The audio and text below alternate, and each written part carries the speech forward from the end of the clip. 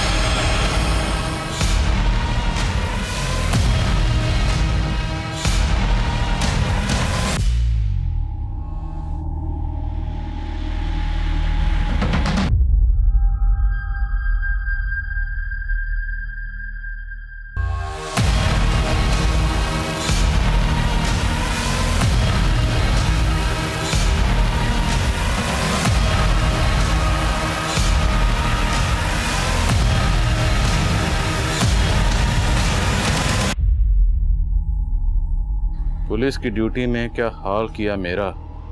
न क्रिमिनल मिला न मेडल, इधर से उधर बस खाक छानते रहे। वाह वाह, जरूर बोल दीजिएगा आदिल साहब, क्योंकि अब इस चौथी लड़की की लाश ढूंढते ढूंढते तोते उड़ जाएंगे आपके।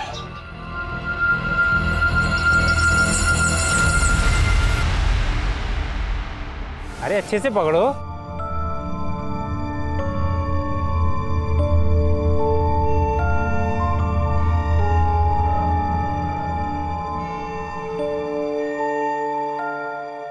Bye bye.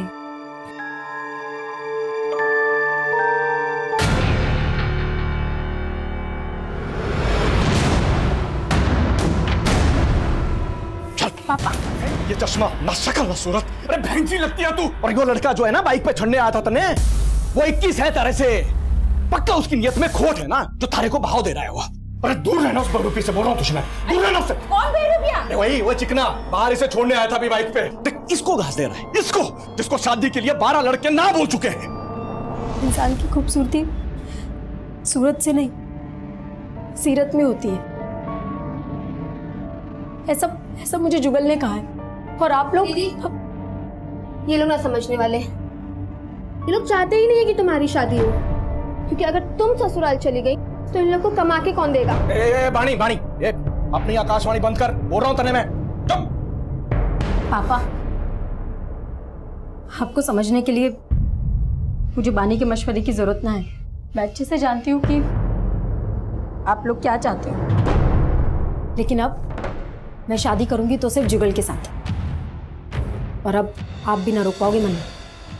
मेरी बात सुन और चढ़ा लो सर पे से।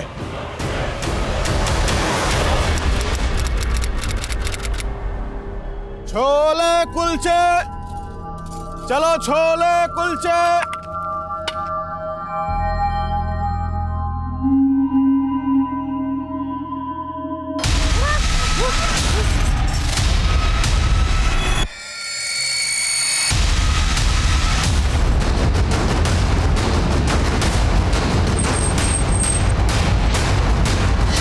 सर यहाँ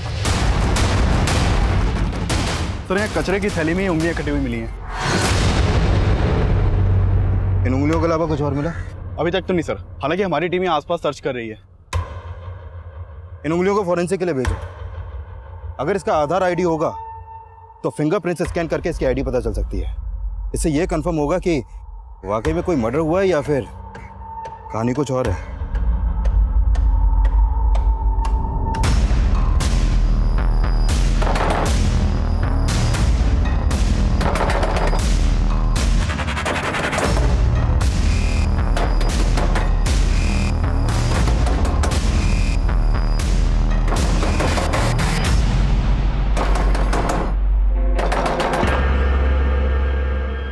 सर, उन कटी हुई उंगलियों से ये मंजू सिंह का आधार आईडी सामने आया। हमें लग रहा है इसका मर्डर हुआ है।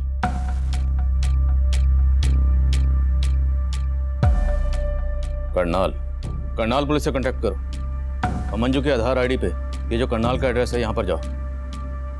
हो सकता है मंजू मिसिंग हो। Okay sir.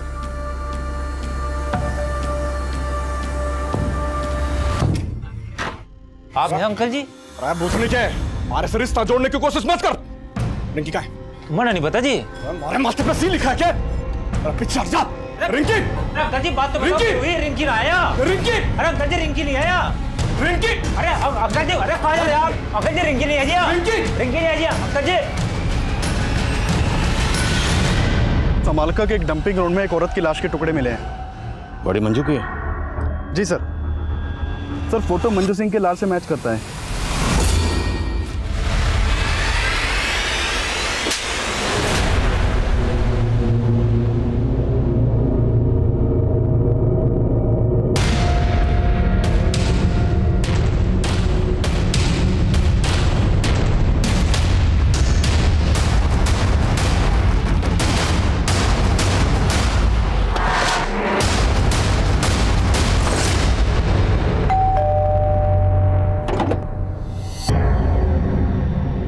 मंजू सिंह के बारे में आपसे कुछ बात करनी है।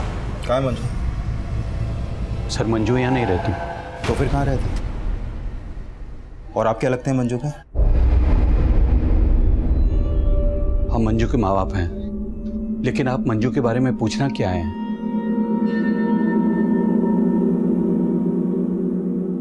मंजू की आधार आईडी पर यहाँ का एड्रेस है। अगर वो यहाँ नहीं रहती तो फिर कहाँ रहती है? हमें नहीं मालूम। मंजू की कटी हुई उंगलियां मिली हमें,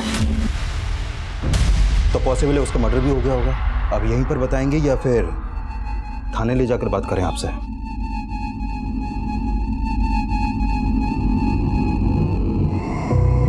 सर, हम कुछ छिपा नहीं रहे। 2 साल से मैंने मंजू को नहीं देखा। तो फिर 2 साल से थी कहाँ वो? मंजू पानीपत के कॉलेज में पढ़ती थी। पानीपत के एक लड़के से उसकी दोस्ती हो गई।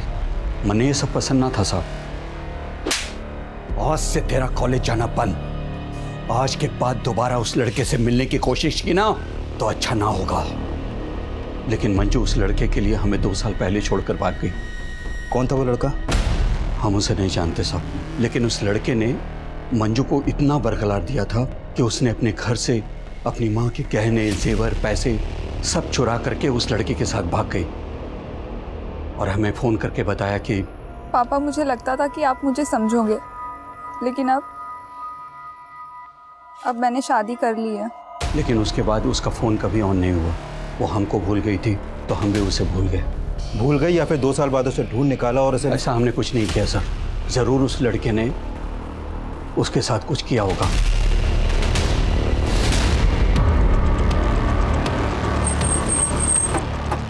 मंजू के माँ बाप का बयान क्रॉस वेरीफाई करो।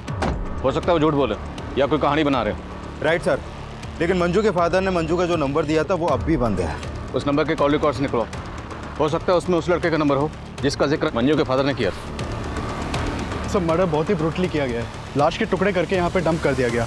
उसे हाथ की उंगलियां कटी हुई हैं। मंजू की उंगलियों को काटकर पानीपत में फेंका गया और बाकी बॉडी को यहाँ समालखा में। और कातिल ने शायद बॉडी के इतने टुकड़े इसलिए किए हैं ताकि बॉडी की शिनाख्त ना हो सके। लेकिन उंगलियों को पानीपत में फेंकने के पीछे क्या मकसद हो सकता है? पकड़ कर उंगली इतना ले चलूं उस आसमान पर जहां मैंने तेरे लिए सितारों से घर बनाया। दूर कहीं आसमान पर तेरे लिए खूबसूरत सा नया जहां बसाया। एक और है। नहीं नहीं लोटन, बस। अरे बस का इंतजार तो उसने है जिसकी अपनी गाड़ी नहीं। अब बैठ मेरी ऑटो में, तू मेरी सवारी नहीं। सवारी नहीं? घोड़ा घास से दोस्ती करेगा ना तो भूखा मरेगा। अरे मौत तो मुकर्रर है सबकी, हम तो तुझ में अपनी जिंदगी देखते हैं। फिलहाल ना मेरी मॉम मुझे ढूंढ रही है और फोन में बैटरी भी चली गई। चलो। अरे तू ले मेरा फोन तो फोन करके अपने घर पे कर दे क्रांति, बोल दे वो अपने लोटन के साथ। तुम्हारा नाम सुनते ही ना मेरी मॉम लोटपोट हो जाएगी। अरे यार इतना सीरियस क्यों हो रहे हो? जब वक्त आएगा ना तो मैं सब कुछ प्यार से बता दूँ। ओके? क्या बता देगी? यही कि मैंने एक ऑटो वाले लोटन के साथ अपना मीटर डाउन किया है।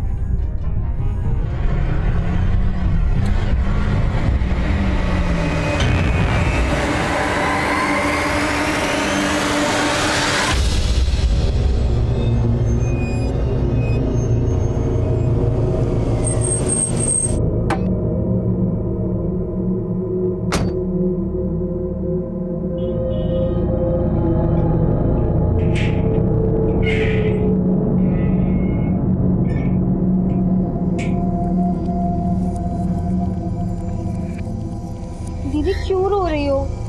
मैं हूं ना तुम्हारे साथ, सब ठीक हो जाएगा। ज्यादा अंगाक्षर बनने की कोशिश ना कर और तू ये रोना धोना बंद कर ले। कल से नौकरी पे जाना है और अगली बार से उस छोरे से मिलना नहीं है, वरना इस बार उसका सर फोड़ा, अगली बार थारा फोड़ूंगा। पापा ये आप क्या कर रहे हैं? मैं जुगल को अपना पति मान चुकी हूँ। अरे बावड़ी पूंछ, थारे को पेट से कर देगा वो और छोड़ देगा। अरे ऐसे छोरों का ईमान ना होता है कोई।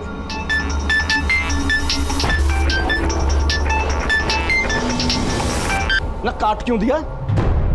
तने भी कोई पति बना रखा है क्या? आप मेरे और दीदी के साथ ऐसे पेश मत आया करो, वरना आदिल अंकल को बोल के आपको अंदर करवा देंगे।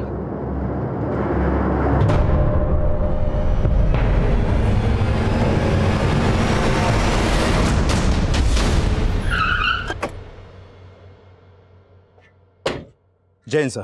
जय सर, मंजू के फादर ने मंजू का जो मोबाइल नंबर दिया था वो 2 साल से बंद है और मैंने चेक किया कि मंजू 2 साल से अपने फादर के यहाँ करनाल में भी नहीं देखी गई है। तो 2 साल से मंजू कहाँ थी? सर, मैंने मंजू के 2 साल पुराने कॉल रिकॉर्ड चेक किए। 2 साल पहले तक मंजू एक राजवीर सोलंकी नाम के लड़के को काफी कॉल करती थी। ये राजवीर पानीपत में मंजू के साथ उसी के कॉलेज में पढ़ता था। कॉलेज का कुश्ती पहलवान था सर वो। 121, 122, दबा के कर बेटा, दबा के पेल। 123, 124। बस बापू, तेल निकल गया। अरे तेरा तेल ना आशिकी ने निकाला बेटा। मैं तुझे नेशनल चैंपियन बनाना चाह रहा था, लेकिन तू औरतों के हुस्न का चैंपियन बन बैठा। चल कर। बापू और कितना खसेगा? गलती हो गई, माफ कर देना। अरे चल, बहाने मत बना। 127, 128। सुनिए जी, वो पुलिस आई है। क्या? राजवीर के लिए पूछ रहे हैं।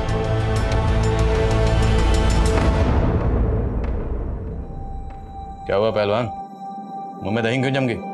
मंजू का नाम सुनते ही चुप क्यों हो गए? मैं किसी मंजू को नहीं जानता जी। अच्छा, ये है मंजू, ये तुम्हारे साथ कॉलेज में पढ़ती थी। अब याद आया? यो मंजू जी? हाँ जी, याद आ गया। ये जी मेरे साथ कॉलेज में पढ़ा कर रही थी, मेरी दोस्त थी। जनाब बात क्या होगी? हमें मंजू की लाश मिली। अब नाटक बंद कर, ये बोल के मंजू के साथ तुम्हारा क्या रिश्ता था? जनाब मेरी दोस्त थी, 2 साल से तो देखा भी नहीं मैंने जी उसे। मंजू के फादर का कहना है कि 2 साल पहले उसने किसी लड़के के साथ भागकर शादी की थी और तेरे कॉलेज के दोस्तों का कहना है कि तेरे से अच्छा मंजू का और कोई दोस्त नहीं था, है ना? साहब आप कहना क्या चाहते हो? साफ साफ बोल दो ना। सोलंकी जी, साफ साफ ही बोल रहा हूँ। हमें शक है कि आपके लड़के ने 2 साल पहले मंजू नाम की लड़की से भागकर शादी की थी। लगता है किसी ने आपके कान भरे साहब। हमारा बेटा कुंवारा है। ये आपके बेटे से पूछ लेते। तो मंजू के सबसे अच्छे दोस्त, तो तुम्हें तो पता ही होगा कि 2 साल पहले मंजू ने किस लड़के के साथ भागकर शादी की थी। जनाब मालूम नहीं, मैं तो बोल रहा हूँ ना जी, मैंने 2 साल से मंजू को देखा भी नहीं है। सब पक्का ये बाप बेटे हमसे कुछ छिपा रहे हैं। मंजू की तस्वीर पड़ोसियों को दिखाओ, पता करो क्या पिछले 2 साल में किसने मंजू को यहाँ पर देखा था, और ये भी पता करो तो मंजू की जिंदगी में राजवीर के अलावा कोई और भी था। Okay sir.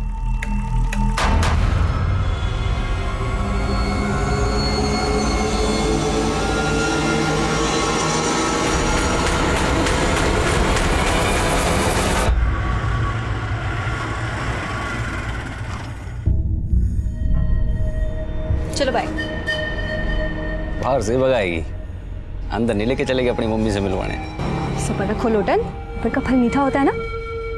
तो घनी नमकीन है, नमकीन और मिठाई एक साथ, कहीं बदहजमी ना हो जाए। बाय।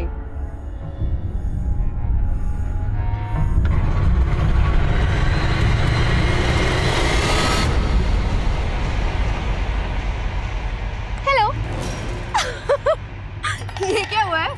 तो असल लग रही, सब तेरी वजह से हुआ है। मुझे नहीं खेलना तेरा शतरंज का खेल। प्यार करूँ तुझसे और इश्क लड़ाऊं तेरी बहन से। बंद करियो नाटक। खत्म ही करना था तो क्यों सोया मेरी बहन के साथ? तेरी बहन भाग गई थी और इससे पहले मैं भाग जाता ना, तेरे पापा आ गए थे। और अपनी फैमिली को तू जेलस करने के लिए ना अपनी बहन की भावनाओं से खेल रही है। प्यार करने लगे सच में मुझसे वो। अरे तो तू भी करना, क्या प्रॉब्लम है? वैसे भी रिंकी दीदी तुझे बहुत खुश रखेगी। ये? मैं तुझसे प्यार करता हूँ। किसका फोन है? छोड़ तू। मुझे तेरे इरादे ठीक नहीं लग रहे। ये खिचड़ी पकड़ी? खिचड़ी ना टंगड़ी कबाब। तू टेंशन ना ले, तेरे जायके का पूरा ख्याल रखूंगी मैं, ठीक है?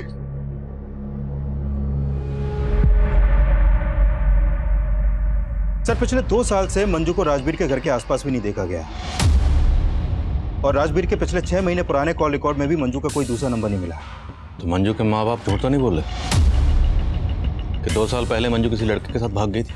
लेकिन सर मंजू की लाइफ में कोई ना कोई लड़का जरूर था, क्योंकि उसकी पोस्टमार्टम रिपोर्ट में यह भी सामने आया है कि मंजू 3 मंथ्स प्रेग्नेंट थी। प्रेग्नेंट? मौत की वजह? Excessive bleeding. मंजू के दोनों हाथों की उंगलियां काटी गई, जिससे ज्यादा खून बहने की वजह से उसकी मौत हो गई, और मौत के बाद उसकी बॉडी के टुकड़े किए गए। और हाँ सर, मंजू के सर पर एक चोट का निशान भी है, और उसकी मौत 16 अप्रैल की रात को हुई थी। हमें मंजू की लाश 17 अप्रैल को मिली, प्रेग्नेंट। पति कौन है उसका? सर फिलहाल मुझे राजवीर के अलावा कोई नहीं दिख रहा। एक काम करें सर, उसका डीएनए मंजू के बच्चे के डीएनए से मैच करवा के देखें। चौधरी, डीएनए रिपोर्ट आने में बहुत वक्त लग जाएगा और हमारे पास वक्त है नहीं। मंजू के पेरेंट्स का कहना है कि 2 साल पहले मंजू घर छोड़कर भाग गई थी, तो हमें पता करना है कि 2 साल तक मंजू कहाँ थी और किसके साथ थी। एक काम करो, पानीपत में जितने मैटरनिटी हॉस्पिटल हैं सब जगह जाओ। मंजू प्रेग्नेंट थी तो किसी न किसी हॉस्पिटल में जरूर जाती होगी। हो सकता है वहां से हमें उसकी पति की कोई लीड मिले। Okay sir.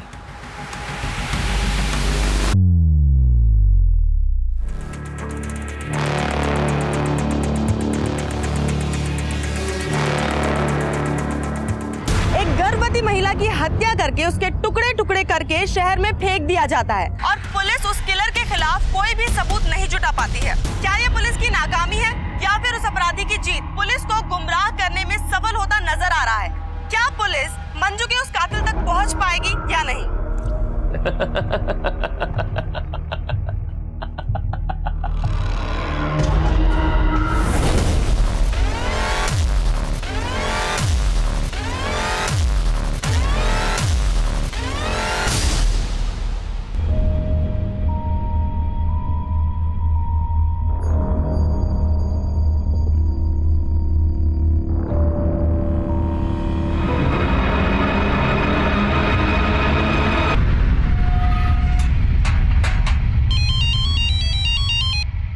हाँ चौधरी।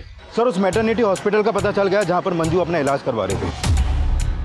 वहाँ से मंजू के पति के बारे में कुछ पता चला? सर मंजू के डॉक्टर ने बताया कि मंजू शादीशुदा थी। उस नंबर के कॉल रिकॉर्ड्स निकलो और उठाओ इस राजवीर को। Okay sir. मैं आपसे झूठ नहीं बोलना चाहता था, दरअसल मैं अपने बापू से डर गया था जी। तूने झूठ इसलिए बोला क्योंकि मंजू का मर्डर तूने किया? नहीं सर, मैंने मंजू का मर्डर नहीं किया सर। दरअसल हम दोनों ने 2 साल पहले भागकर शादी कर ली थी और मेरी शादी के बारे में बापू को कुछ भी नहीं पता था। तेरे बापू ने मर्डर किया होगा फिर? नहीं सर, वो तो कभी उससे मिले तक नहीं थे।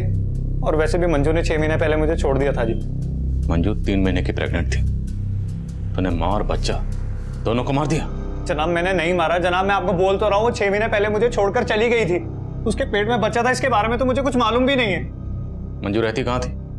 जनाब जब 2 साल पहले हमने भागकर शादी कर ली थी तो सलोनी में एक किराए पर घर लिया था। मैं अपनी शादी के बारे में अपने माँ बाप को कुछ नहीं बता पा रहा था, इसलिए वो अकेली रहती थी और मैं अक्सर उसके पास आया जाया करता था। हाय। क्या कहा था तुमने? मैंने क्या कहा था? ये हमारा आशियाना है, लेकिन तुम तो इसे अपना गेस्ट हाउस समझते हो। तुम यहाँ सिर्फ संडे को आते हो। अरे मंजू, फिर वो एक ही बात पर ताना। क्यों ना मारू ताने? तुमने मुझे अपनी रखेल समझ रखा है। मैं तुम्हारी बीवी हूँ। देखो, अगर तुम्हें हिम्मत नहीं है मुझे अपने माँ बाप से मिलवाने की, तो तुम भी यही रुक जाओ, जिससे मैं तुम्हारे लिए अपने माँ बाप को छोड़ के आई हूँ। मंजू, मुझे और वक्त चाहिए, समझो ना। थक चुकी हूँ मैं, अब मुझसे और सहन नहीं होता। देखो, या तो तुम मुझे अपने घर ले जाओ, या तो तुम अब से यही रहोगे। जनाब, मंजू को समझाना मुश्किल होता जा रहा था। वो कुछ भी समझने को तैयार नहीं थी। मैं जब भी उससे मिलने जाता था तो हमारे बीच में आपस में झगड़ा हो जाता था। लेकिन मंजू भी कम नहीं थी सर। उसने मेरी एब्सेंस में एक लड़के के साथ दिल लगा लिया था। अच्छा, एक और झूठ? नहीं सर, मैं झूठ नहीं बोल रहा। जब आखिरी बार 6 महीने पहले मैं वहां गया था तो मैंने मंजू के साथ उस लड़के को देखा था।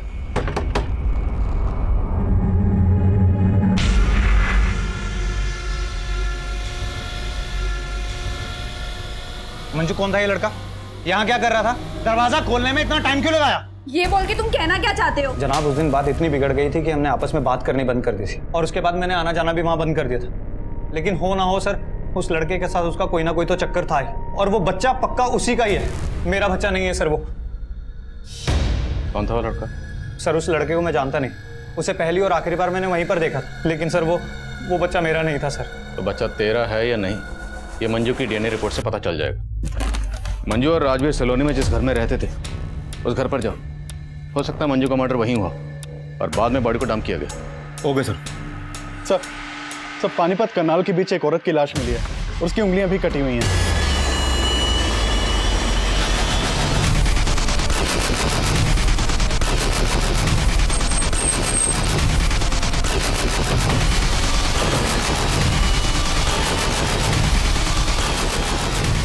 अरे पीछे निकालो जरा। मोहब्बत के हारे किला फतेह करने निकले, तेरे साथ नहीं तो तेरे पास सही, हम जीतने वालों को हराने निकले। आखिर ये शायरो शायरी करके और ये उंगलियां काट के कातिल साबित क्या करना चाहता है? सर, मंजू की लाश को टुकड़े टुकड़े करके डंप किया गया और इसकी सिर्फ उंगलियां काटी गई हैं। काफी हद तक मर्डर का मॉडस ऑपरेंडी सेम है। बॉडी की शिनाख्त करवा। हो सकता है इसका मंजू या उसके जान पहचान वालों से किसी को ताल्लुक हो। सर,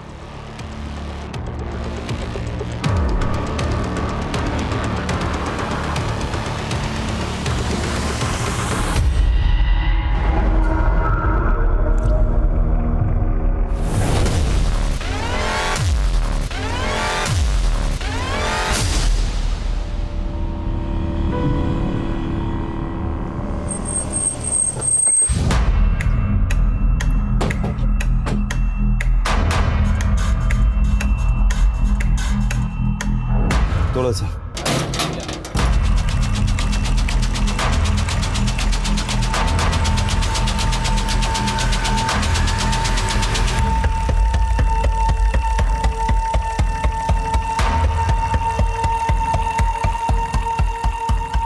सर, मंजू के सलोनी वाले घर में ऐसे कोई साइन नहीं मिले जैसे लगे कि मर्डर यहाँ पर हुआ हो। करनाल और पानीपत के बीच हमें जिस औरत की लाश मिली है उस औरत की भी उंगलियां काटी गई।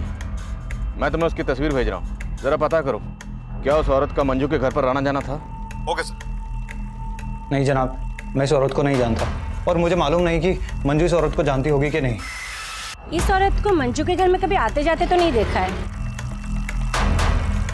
ये मंजू का हस्बैंड है जो दिल्ली में कहीं जॉब करता है और संडे संडे आता है, पर अभी कुछ टाइम से वो यहाँ पे आना ही बंद कर दिया है। ऐसा तो नहीं लगता था, पर सर कुछ समय से एक आदमी का यहाँ पे काफी आना जाना हो रहा था। राजवीर भी वही कह रहा था जो पड़ोसन कह रही है कि मंजू का किसी के साथ अफेयर था। पड़ोसन और राजवीर से उस लड़के का स्केच बनवाओ और मंजू के करंट नंबर के कॉल रिकॉर्ड्स निकलो। हो सकता है उस लड़के के बारे में कुछ पता चले और इस औरत की पहचान पता करो, क्योंकि हो सकता है मंजू और इस औरत दोनों का कातिल एक ही हो। सर,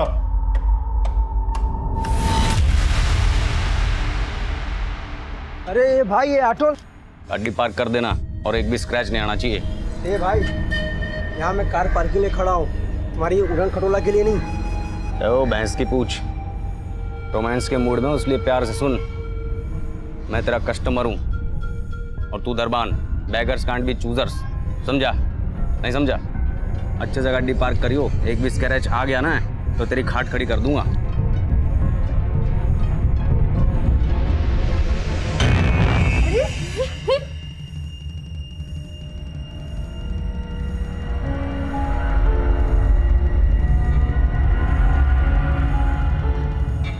बेटा।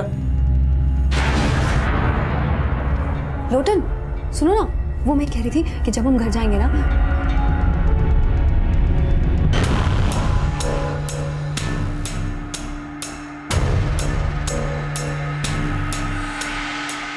Excuse me, ma'am. What can I bring for you? 1 paneer chili and guava meri. And for you, sir? I mean, आप क्या लेंगे? I would like to have a crisp thin roll stuffed with mashed potatoes and peas, with a pinch of salt and turmeric, and yeah, garnish with curry leaves and serve it with a red lentil soup and a white sauce made of coconut. Please make it fast. Excuse me, sir. क्या है ये? Red dosa ले आ। Okay sir. Rajveer और मंजू के पड़ोसन ने जो sketches बनवाए हैं वो दोनों स्केचेस एक ही आदमी के हैं। पता लगाओ कौन है ये। सर। चौधरी, ये भी चेक करो कि वो पड़ोसन कहीं राजवीर के कहने का ये बयान तो नहीं दे रही। Okay sir.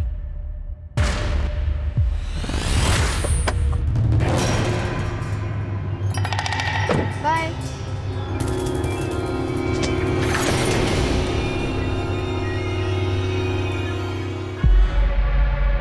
अच्छा, इस गाड़ी वाले के चक्कर में तुमने मेरा टक्का अपनी बहन से बिड़ा रखा है?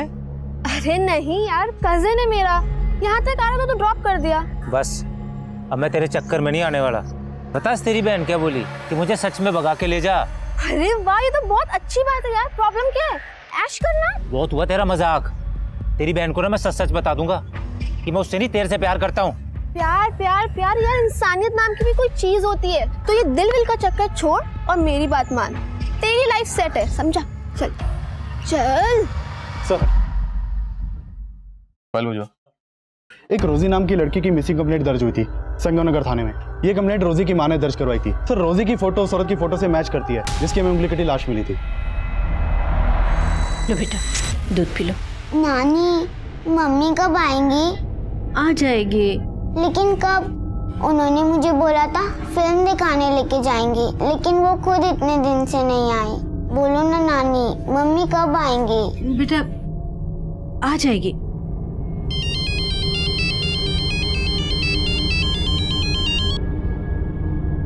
हेलो,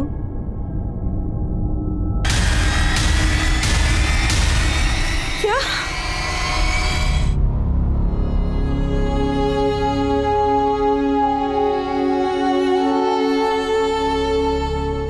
सर, रोजी कॉल सेंटर में काम करती थी। 2 दिन पहले मैंने उसे आखिरी बार देखा था, तब वो कॉल सेंटर जाने के लिए घर से बाहर निकल रही थी। अच्छा माम, मैं चलती हूँ। बाय बच्चा। मम्मा, मैंने आपको बोला था ना मुझे कार्टून फिल्म देखने जाना है सिनेमा में। हाँ बेटा, चलेंगे पक्का। लेकिन कब मम्मा? बेटा नेक्स्ट संडे। अभी मुझे ऑफिस के लिए लेट हो रहा है और मेरे पीछे से नानी को परेशान मत करना। मेरा अच्छा बच्चा है ना। बाय बाय माँ। सर, उसके बाद रोजी का कुछ पता नहीं चला। अगली सुबह वो कॉल सेंटर से वापस ही नहीं आई, ना ही उसका फोन लग रहा था। लेकिन आपने संतनगर पुलिस स्टेशन को ये नहीं बताया कि रोजी कौन से कॉल सेंटर में काम करती थी? रोजी कहाँ काम करती थी उसने मुझे कभी नहीं बताया। आपकी बेटी कहाँ काम करती थी ये आपको नहीं पता? और आपने कभी पूछा भी नहीं उससे? सर, मैंने कई दफा उससे कहा था कि अपने कॉल सेंटर का पता घर में छोड़ दे। आपने बताया कि रोजी की बेटी है। उसका पति कहाँ? रोजी की अपने पति से नहीं बनती थी, इसलिए 3 साल पहले वो अपने पति से अलग हो गई थी। कहाँ रहता है? वो जींद रोड पे रहता था और रोजी से अलग होने के बाद वो कहीं शिफ्ट हो गया था। कहाँ शिफ्ट हो गए? सर, वो मुझे नहीं पता। मैडम, आपको आपके दामाद का नाम तो पता होगा। उसका सुनील नाम है। किसी पे शक आपको? कौन आपकी बेटी के साथ ऐसा कर सकता है? नहीं सर, मुझे कुछ नहीं मालूम। कुछ दिन पहले मंजू नाम की एक लड़की का कत्ल हुआ। ये है मंजू। इसकी भी ठीक वैसी उंगलियां काटी गई जैसे आपकी बेटी रोजी की काटी गई। क्या आप इसे जानती हैं? हो सकता है ये आपकी बेटी रोजी को जानती हो, कभी आपके घर आई हो। नहीं सर, मुझे कुछ नहीं मालूम इसके बारे में। कुमार, पता लगाओ रोजी कौन से कॉल सेंटर में काम करती थी और उसके पति सुनील का भी पता लगाओ। सर।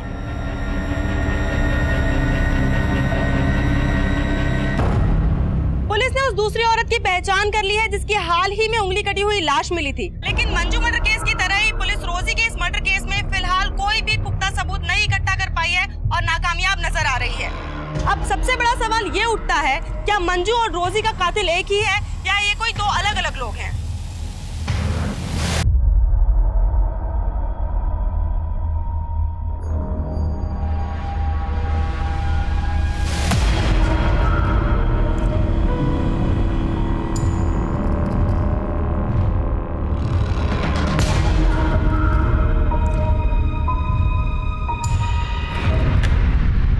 सर, मंजू के नए नंबर के कॉल रिकॉर्ड में एक नंबर मिला है जिसका फोटो उन स्केचेस से मैच करता है जो राजवीर और मंजू के पड़ोसन ने बनवाए थे।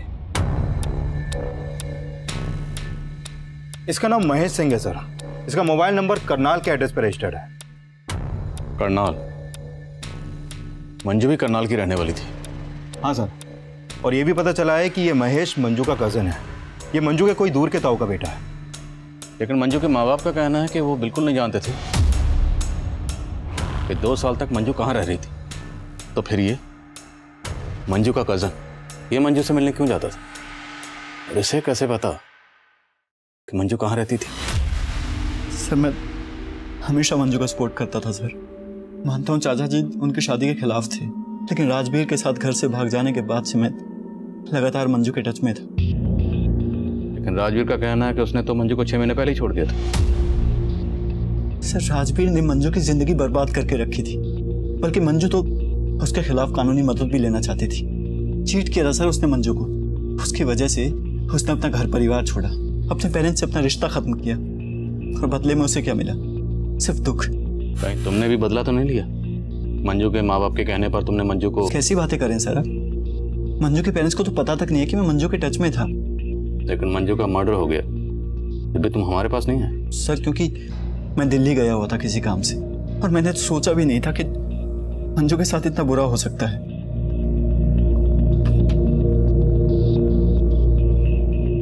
इसे जानते हो? नहीं सर, और वैसे भी मैं पानीपत में कम ही आता था। मंजू ने कभी तुम्हें कुछ ऐसा बताया कि तुम्हें अजीब लगा?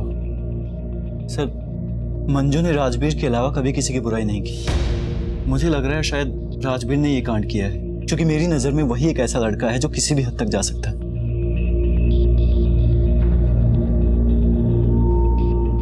सर, राजवीर और मंजू के पड़ोसन को लग रहा था कि ये महेश मंजू का लवर है, लेकिन ये तो मंजू का कजन निकला। सर, कहीं ये एंगल मंजू के पेरेंट्स से तो नहीं जुड़ा? शायद ऑनर किलिंग, क्योंकि वो लोग भी मंजू और राजवीर की शादी के खिलाफ थे। अगर एंगल वाकई ऑनर किलिंग का है तो फिर राजवीर का बाप भी हमारा स्ट्रॉन्ग सस्पेक्ट है। एक काम करो, इन सब के डीएनए मंजू के बच्चे के डीएनए से मैच करो। हम किसी का भरोसा नहीं कर सकते। Right sir.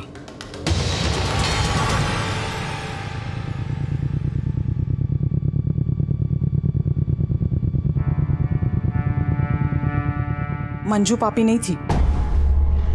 क्या बकवास कर रही हो?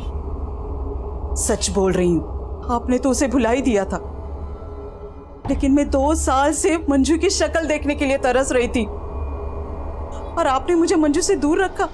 टुकड़े टुकड़े करके किसी ने उसे जानवर की तरफ फेंक दिया, और आखिरी बार में उसे कलेजे से लगा के रो भी न पाई। मंजू हमारा अतीत थी। वो 2 साल पहले ही हमारे लिए मर चुकी थी। अब उसकी जगह हमारी यादों में भी नहीं होनी चाहिए।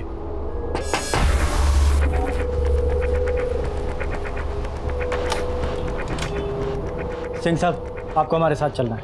चलना होगा? आपका डीएनए टेस्ट करवाना है।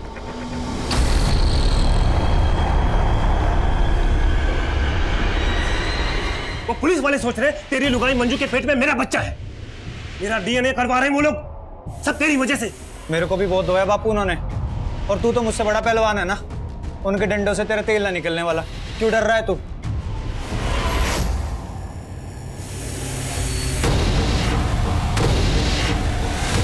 जब मियाँ बीवी राजी तो क्या करेगा काजी? दीदी, मैं बोल रही हूँ, मान लो मेरी बात। भूल जाओ मम्मी पापा क्या कहेंगे और भाग जाओ जुगल जीजा जी के साथ। बाकी की सारी सेटिंग मैं कर दूंगी पक्का, ठीक है? एक छोरी, क्या सिखा रही है अपनी बहन को? अजी सुनते हो? जल्दी आओ। क्या सिखा रही है? हाँ, बोल क्या सिखा रही है?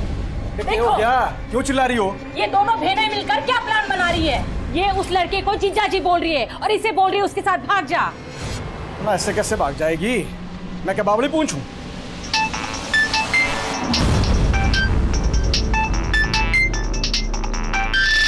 तने किसके फोन आते रहते हैं ये? हैं? ना बता दे, कहीं ऐसा ना हो रिंकी से पहले थारी टांगे तोड़नी पड़े। कंजर खाना बना रखा है घर को।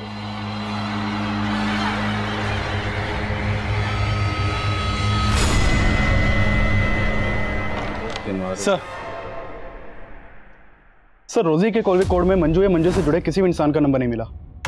रोजी के बैकग्राउंड में कोई लवर? फिलहाल तो ऐसा कुछ सामने नहीं आया। सर रोजी के कॉल रिकॉर्ड में किसी कॉल सेंटर का नंबर भी नहीं मिला। पर रोजी की माँ का कहना है कि रोजी कॉल सेंटर में काम करती थी। सर मैंने रोजी की कॉल रिकॉर्ड अच्छे से स्टडी की है। अक्सर रात के वक्त रोजी का फोन रेड लाइट एरिया में एक्टिव रहता था। Red light area? तो मतलब रोजी, एक काम कर, जिन जिन रेड लाइट एरिया में रोजी का नंबर एक्टिव रहता था वहां पूछताछ कर। सर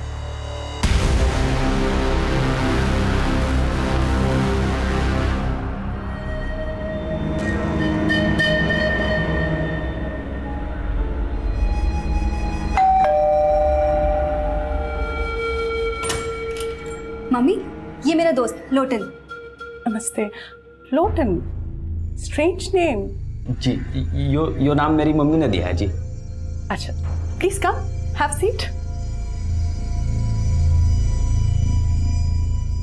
तो लोटन, तुम काम क्या करते हो? ऑटो है जी मेरा।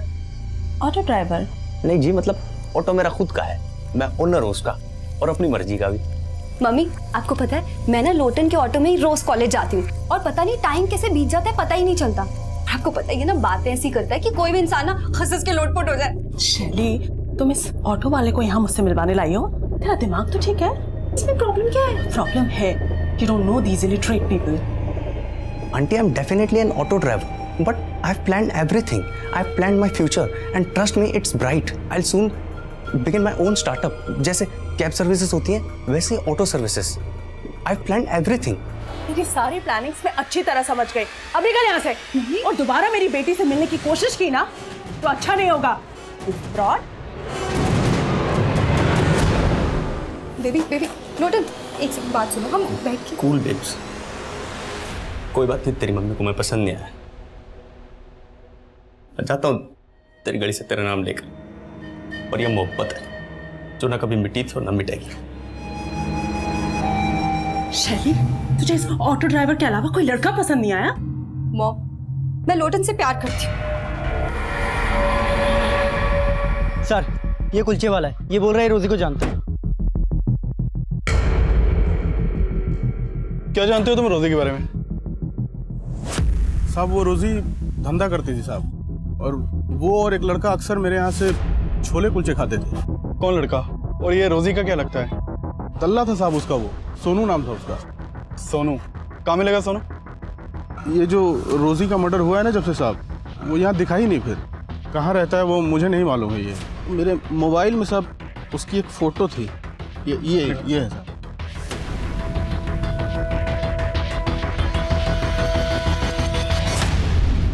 खा लो। मुझे नहीं खाना।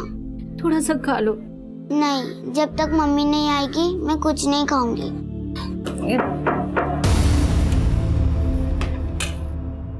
ये क्या बोल रहे हैं आप साहब? रोजी ऐसी लड़की नहीं थी। जरूर आपको कोई गलतफहमी हुई है। हमें कोई गलतफहमी नहीं हुई है। आपकी बेटी रोजी किसी कॉल सेंटर में काम नहीं करती थी, बल्कि वो एक प्रोस्टिट्यूट थी। और ये सोनू, ये उसके लिए ग्राहक लाता था। सर, ये तो सुनील है, रोजी का पति। सुनील? जी। रोजी का पति? जी, यही सब गलत काम करता था सर, इसलिए रोजी ने इसे छोड़ रखा था। जरूर इसी ने मजबूर किया होगा मेरी बेटी को। रोजी ऐसी नहीं थी सर। अच्छा, ये सुनील उर्फ सोनू आजकल है कहाँ? कुछ तो आइडिया होगा आपको? सर, मुझे नहीं मालूम।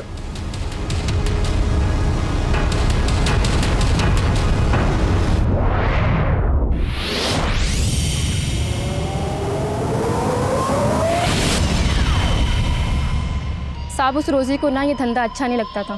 तो क्या सोनू उससे जबरदस्ती काम करवा रहा था? वो तो अपनी बेटी को बढ़ाने के लिए, उसको पालने के लिए सब करती थी। सब वो हमारे साथ ना बहुत टाइम से धंधे पे थी। सब वो तो उसके लिए और हमारे लिए ग्राहक लेके आता था। ये सोनू मिलेगा कहाँ, तुम्हें मालूम है?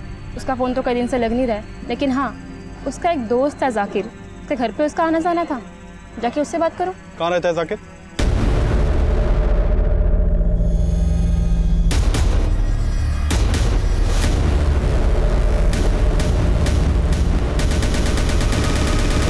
सर मैंने रोजी के साथ कुछ नहीं किया सर।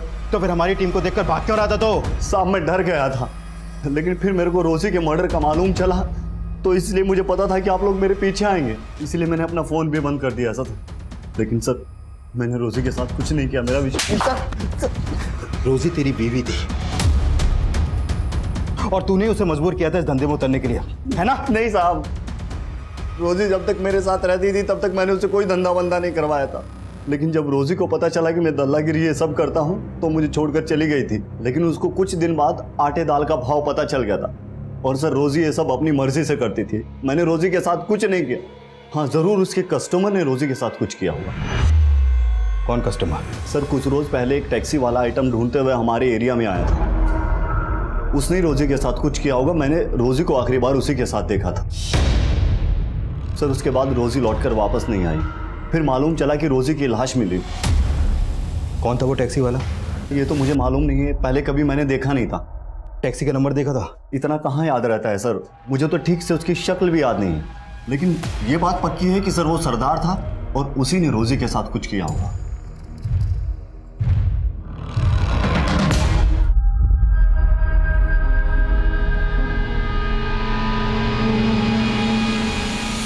सर सोनू ने जिस एरिया में उस टैक्सी वाले को देखा था वहां पर कोई सीसीटीवी है ही नहीं। ऐसा तो नहीं कि सोनू ने खुद ही किसी नफरत की वजह से अपनी बीवी का कत्ल किया फिर उसके पास वो शायरी छोड़ दी। लेकिन सर मैंने सोनू की हैंडराइटिंग भी शायरी की लिखावट से मैच करके देखी है, मैच ही नहीं हुई है। अगर सोनू सच बोला है तो पॉसिबल है कि मंजू ने उसी सरदार की टैक्सी हायर की हो जिसकी रोजी ने की थी, क्योंकि दोनों की मॉडस ऑपरेंडी सेम। सभी टैक्सी स्टैंड पर पता करो, एक सरदार टैक्सी वाले को ढूंढना मुश्किल नहीं होना चाहिए।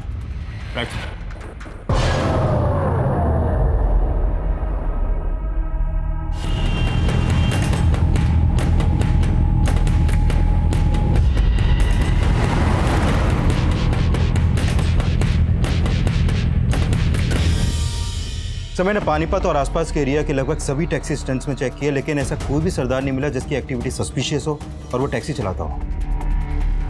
पॉसिबल है कि वो टैक्सी वाला सरदार हो ही नहीं, बल्कि किसी ने सरदार के गेटअप में पहले मंजू का और बाद में रोजी का मर्डर किया। सर हमें कुछ पता चला रिंकी का? नहीं कुछ पता चला, उधर क्या है सब जगह। कल 8 बजे। हाँ अरे चौधरी साहब कुछ परेशान लग रहा? नहीं आदिल साहब कुछ नहीं। पक्का ना? हाँ। पहले कुछ बात हो तो बताइएगा।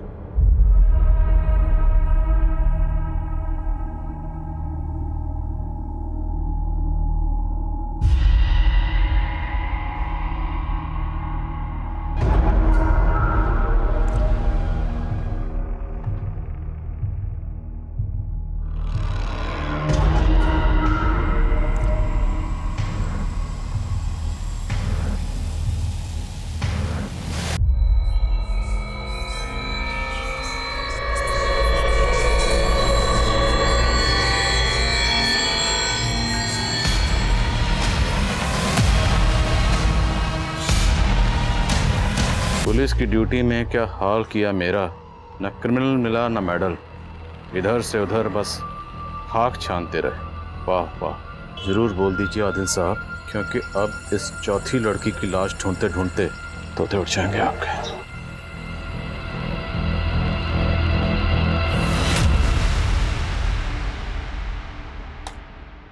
सर इस फुटेज में तो ये सरदार उस बॉक्स को रखता हुआ दिखाई दे रहा है, मतलब इसी सरदार ने वो कटी हुई उंगलियां आपके घर के गेट पे रखी। और सर रोजी के साथ जो टैक्सी ड्राइवर देखा गया था वो भी एक सरदार था। लेकिन चौधरी ये बंदा सरदार नहीं, नकली सरदार है, इसने भेष बदला हुआ है और ये जो भी है मुझे चैलेंज कर रहा है। हाँ कुमार। सर आपके नाम पे एक लेटर आया है और उसके ऊपर पोस्टमार्टम रिपोर्ट लिखा हुआ है।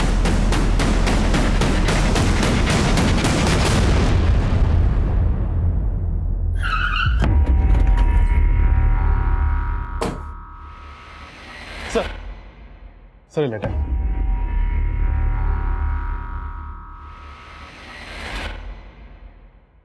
आदिल साहब ये उस चौथी लड़की की पोस्टमार्टम रिपोर्ट है जिसकी उंगलियां आपको आपके घर पे मिली होंगी। इस लड़की की मौत एक्सेसिव ब्लीडिंग की वजह से हुई। उसके बाद उसकी 10 की 10 उंगलियां काट दी गई। मौत 7 मई की रात को हुई और उसी रात आपके मोहल्ले की एक लड़की गायब हुई।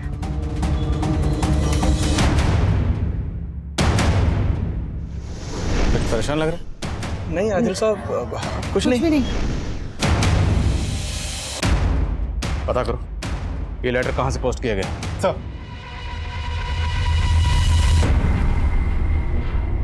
सब जगह देख लिया उसको, है ही नहीं वो कहीं पे। समझ नहीं आ रहा कहां ढूंढे उसको जाके।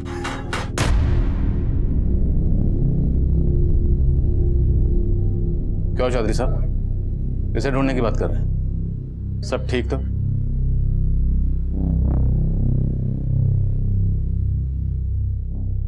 रिंकी कहाँ है? आदिल साहब, समझ में नहीं आ रहा किस मुंह से बोलो। बोलिए क्या बात? रिंकी एक लड़के के साथ भाग गई। किस लड़के के साथ? जुगल के साथ। एक नंबर का लफंगा है। अब ना उसका फोन मिल रहा है और ना ही रिंकी का। कहाँ रहता है जुगल?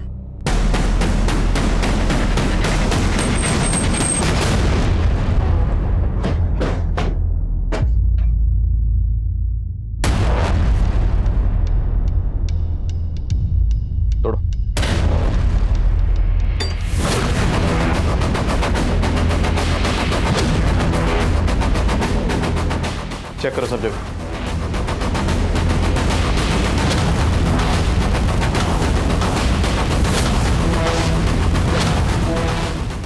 सर, यहां तो कुछ भी सस्पिशियस नहीं मिला। चौधरी, हो सकता है जो मुझे चैलेंज कर रहा है वो ये जुगल ही हो। रिंकी और जुगल दोनों के कॉल रिकॉर्ड्स अच्छे से स्कैन करो। Okay sir. हाँ कुमार। सर, वो लेटर एक सरदार ने पोस्ट किया है।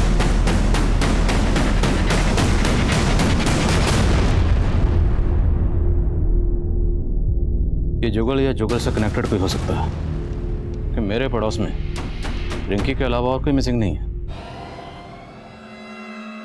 रिंकी का फोन पानीपत बस अड्डे के पास बंद हुआ था, लेकिन जुगल का फोन रिंकी का फोन बंद होने के 4 घंटे बाद उसके घर वाले एरिया में ही बंद हुआ था। जुगल के कॉल रिकॉर्ड्स में कुछ सस्पिशियस? सर, जुगल ने लास्ट कॉल एक सुबोध नाम के लड़के को किया था। ये उसका फोटो है सर। सर, मैंने इस सुबोध के भी कॉल रिकॉर्ड चेक किए हैं। सर, ये सुबोध रिंकी की छोटी बहन बानी को भी बहुत कॉल करता था। पूछताछ करो जरा सुबोध से। मैं बानी से मिलता हूँ। सर, जुगल से मेरा कोई लेना देना नहीं है। तो फिर जुगल ने तुझे फोन क्यों किया था? दरअसल सर, बात यह है कि मैं एक बानी नाम की लड़की से बहुत प्यार करता हूँ। सर, काफी टाइम से हमारा अफेयर चल रहा था। सर, जुगल ने एक दिन फोन पे मुझे बोला कि बानी मुझसे चीट कर रही है। सर, बानी का जुगल के साथ भी अफेयर चल रहा था। वो क्या है कि जुगल से मन भर गया था उसका, इसलिए अपनी बहन रिंकी से टांका फिट करवा रही थी उसका। ये जुगल कहाँ है अभी? अंकल, वो मैं जुगल को प्यार नहीं करती थी, लेकिन वो लड़का अच्छा था। इसके लिए मैंने सोचा कि दीदी को उसके साथ, लेकिन मैंने जैसा सोचा था ना वैसा कुछ भी नहीं हुआ। मुझे तो सही उम्मीद नहीं थी बानी। तू जुगल से प्यार करती थी और तूने मुझे धोखा दिया। नहीं दीदी, ऐसा कुछ भी नहीं है जैसा आप सोच रहे हो। आपको जरूर कोई गलतफहमी हुई है। कोई गलतफहमी ना हुई। मैंने रिंकी को सब कुछ सच सच बता दिया है। सुबोध, उसका जुगल से क्या कनेक्शन? जुगल ने सुबोध को भी मेरे खिलाफ बोल दिया था। मेरे घर के बाहर कटी हुई उंगलियां मिली किसी लड़की की, और हमें शक है कि शायद वो उंगलियां रिंकी की हैं। क्या बात कर रहे हैं खान साहब? बानी, बोलो, जुगल कहाँ? अंकल, मैं आपको सच में बोल रही हूँ, मुझे नहीं पता जुगल कहाँ है।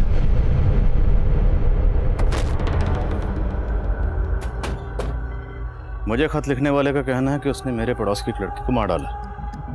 हमें अभी तक किसी लड़की की लाश नहीं मिली। रिंकी गायब है जुगल के साथ। एक काम करो, बानी और सुबोध दोनों के फोन सर्विलेंस पे डालो। हाँ सर, एक औरत आई है अपनी बेटी की मिसिंग कंप्लेंट लिखवाने। सर, ये मेरी बेटी शैली है। कल रात से ये घर नहीं आई है और इसका फोन भी नहीं लग रहा है। सर, मैं बहुत परेशान हूँ। आप प्लीज इसे जल्दी ढूंढिए, कहीं इसके साथ कुछ गलत ना हो जाए। आपको किसी पे शक है? हाँ सर, एक लोटन नाम का ऑटो ड्राइवर। शैली तो नादान है, वो कह रही थी कि वो लोटन से प्यार करती है, लेकिन मुझे शक है कि शैली के गायब होने में उस लोटन का ही हाथ। कहाँ रहता है लोटन?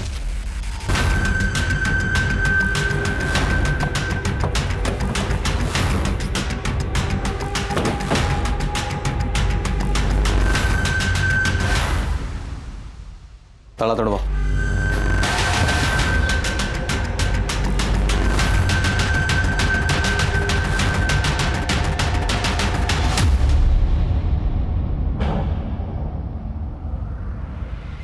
सर ये देखिए।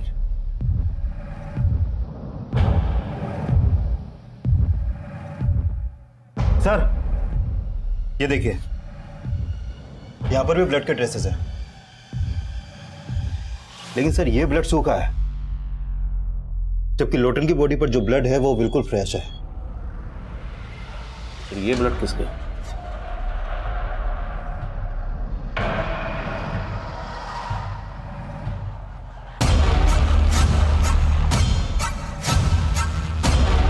लोटन के पड़ोसी से पता करो इसका किस किस से मिलना जुलना था और कहाँ कहाँ आना जाना था। Okay sir.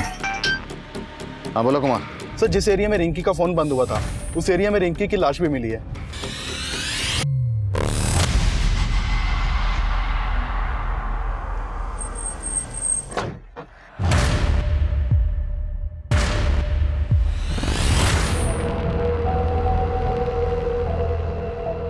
तेरे कूचे में कटी उंगलियां फेंक के हम सीना तान के निकलते हैं। मैं वो हूं जिसका आप तसव्वुर भी नहीं कर पाएंगे। बहुत पापड़ बेलने पड़ेंगे आदिल साहब, मुझे नहीं, मच्छर पकड़ो।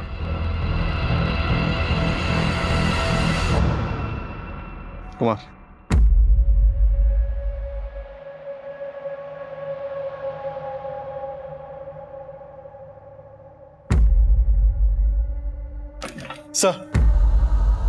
सर हमने जिन जिन सस्पेक्ट्स के डीएनए करवाए थे उनकी रिपोर्ट आ गई है। सर मंजू के बच्चे का डीएनए महेश के डीएनए से मैच करता है। हाँ सर, मैं मंजू का कज़न हूँ, लेकिन साथ ही साथ उसे पसंद भी करता था। फिर हमें अचानक एक दिन पता चला कि वो पेट से है। सर मैंने मंजू को कई बार बोला कि वो अबॉर्शन करवा ले, लेकिन वो नहीं मानी सर। लेकिन इसका मतलब ये नहीं है सर मैं उसे मार दूंगा। नहीं सर, मैंने मंजू को नहीं मारा सर। सर पूछताछ में पता चला है कि लोटन का एक चरण नाम का दोस्त हुआ करता था जो टैक्सी चलाता था और वो लोटन के साथ ही रहता था, लेकिन कुछ टाइम पहले उसने लोटन का घर छोड़ दिया था। सर ये चरण लोटन की हत्या के बाद से गायब है। और कोई खबर? सर चरण के बारे में ये पता चला है कि वो यूपी का रहने वाला था और आईपीएस की तैयारी कर रहा था। और ये भी सामने आया है कि ये चरण मंजू के ही कॉलेज में पढ़ता था, वो उससे 2 साल सीनियर था। सर लोटन के एक ऑटो वाले दोस्त से चरण के एक ठिकाने का पता चला है। मैंने अपनी एक टीम को भेजा है वहाँ पर।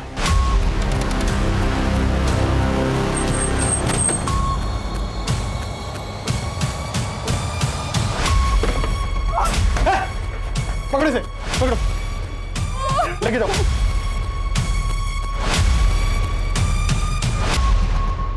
लाइफ बहुत स्ट्रेंज है आदिल साहब।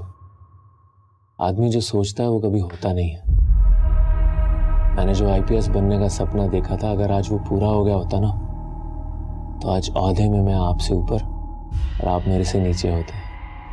हरियाणा के हर्ष राठौर जी जैसा बनना चाहता था। आईपीएस मैंने एग्जाम भी दिए थे, 4 बार फेल हुआ सर।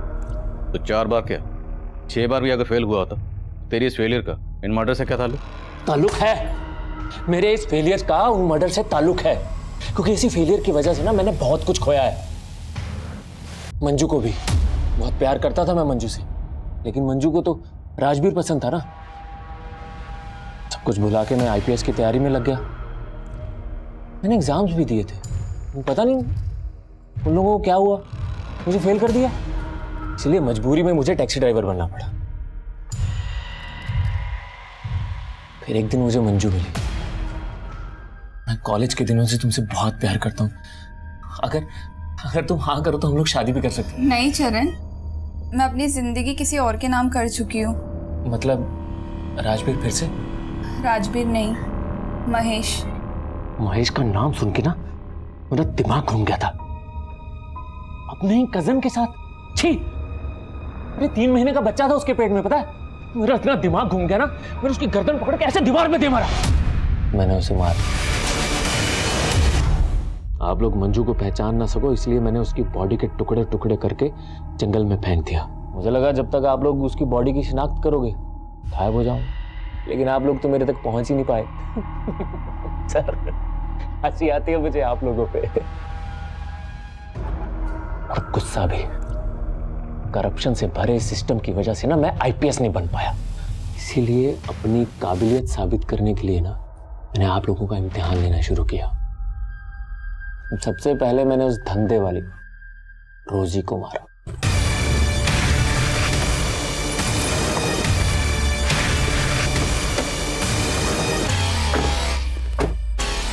ये कहाँ लाए हो तुम मुझे?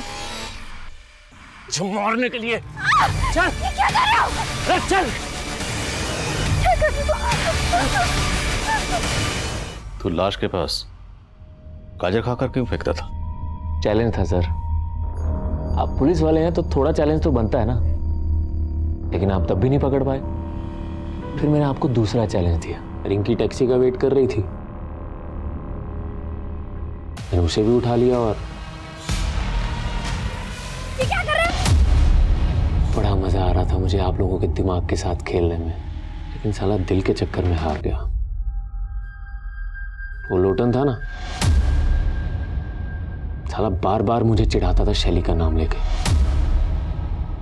मैंने सोच लिया कि अगर मंजू नहीं मिली तो क्या हुआ, इसकी शैली को छीन लूंगा।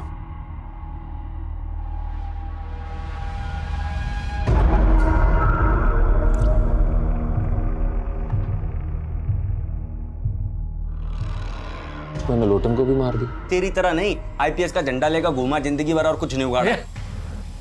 मेरी पढ़ाई और मेरी आईपीएस के बारे में कुछ मत बोलना, समझा? तू नहीं जानता मैंने कितनी मेहनत की आईपीएस बनने के लिए। काय की मेहनत? 20,000-25,000 हजार की नौकरी कर रहा होता अगर मुझसे थोड़ी बहुत इंग्लिश सीख लेता तो। ऑटो ड्राइवर तेरी, तू मुझे अंग्रेजी सिखा। लोटन को मारने के बाद मैंने शैली को भी उठा लिया। शैली बस मेरी होने ही वाली थी कि आप लोग आ गए और मुझे उठा के यहां ले आए। क्या बनना चाहता था? IPS, Indian police service. Police वाला बनना चाहता था, लेकिन इतना भी नहीं जानता कि कानून किस तरीके से काम करता। जानता तो ये जरूर पता होता कि मुजरिम कितना भी शातिर क्यों ना हो, एक ना एक दिन कानून के हत्थे जरूर चढ़ता है। चरण आज भी सलाखों के पीछे अपने गुनाहों के लिए सिर्फ सिस्टम को ही कसूरवार समझ रहा है, जबकि सच ये है कि इंसान अपनी हालत और हालात के लिए खुद भी जिम्मेदार होता है। किसी इंसान की कामयाबी का फैसला इस बात पे भी होता है कि उस इंसान ने अपनी गलतियों से क्या सीखा। ये केस मंजू के मर्डर से शुरू हुआ था। मंजू इस केस का एक ऐसा यादगार चेहरा था जिसकी जिंदगी में गुनाह हर मोड़ पर दस्तक दे रहा था। राजवीर को ठीक से समझे बिना मंजू ने अपने पेरेंट्स को छोड़ दिया, और राजवीर से धोखा खाने के बावजूद मंजू महेश की नीयत को नहीं समझ पाई, और चरण को अपना दोस्त मानकर उसने चरण के सामने अपने माजी के सारे पन्ने खोल दिए, जिसने चरण की नाकाम सोच में आग में घी डालने का काम किया। चरण ने अपने पागलपन में रोजी लोटन को सिर्फ इसलिए मार दिया क्योंकि वो मेरी काबिलियत का इम्तिहान लेना चाहता था। ऐसी सोच हमेशा इंसान की बर्बादी की वजह बनती है। कहते हैं जो इंसान अपनी हार कबूल करता है, अपनी गलतियों से सीखता है, कामयाबी एक ना एक दिन उसके कदम जरूर चूमती है। लेकिन जो इंसान अपनी हार कबूल नहीं करते, अपनी गलतियों से सीखते नहीं है, कहीं ना कहीं उनके कामयाब होने की उम्मीद भी खत्म हो जाती है। और चरण इसकी जीतती जागती मिसाल है। अब मैं आदिल खान आपसे इजाजत लेता हूं। आपसे फिर मुलाकात होगी एक और नए केस के साथ। तब तक देखते रहिए क्राइम पेट्रोल 10 तक। मकसद बताना नहीं, बचाना है।